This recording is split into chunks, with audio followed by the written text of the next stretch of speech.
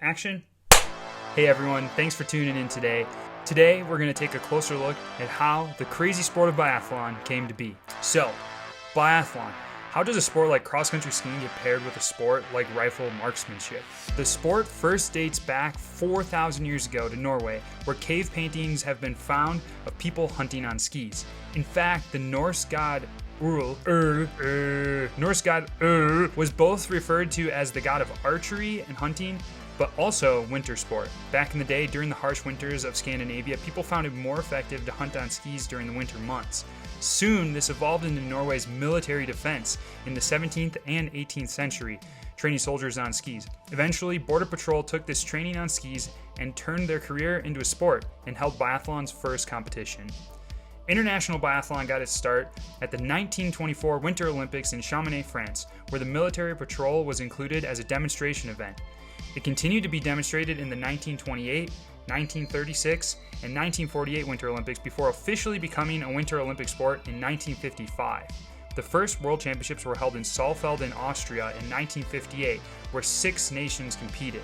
At that time, biathlon used high-powered rifles, including the popular 30-06 Springfield, 308, and 243. At the time, they shot on cardboard targets and their misses were not tallied until after the race. In 1978, the 22 long rifle became the standard of biathlon, as well as metal targets that are used today.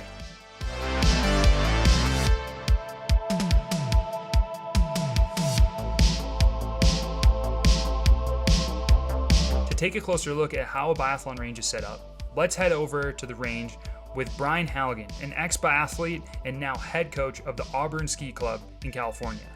On a standard biathlon range, there's 30 targets, or points as we like to call them.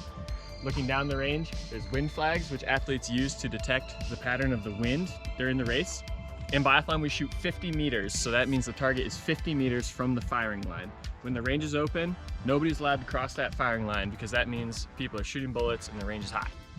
So this is a standard biathlon target. In the prone or laying down position, athletes have to hit a target that is 1.8 inches wide. And even though they see through the sight a full black circle, they actually have to hit it in this circle right here in order to consider it a hit.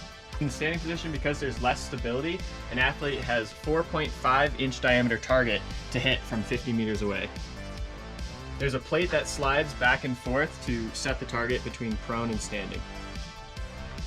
Every day prior to shooting medal, athletes will shoot on paper targets to zero their rifles for the day's conditions.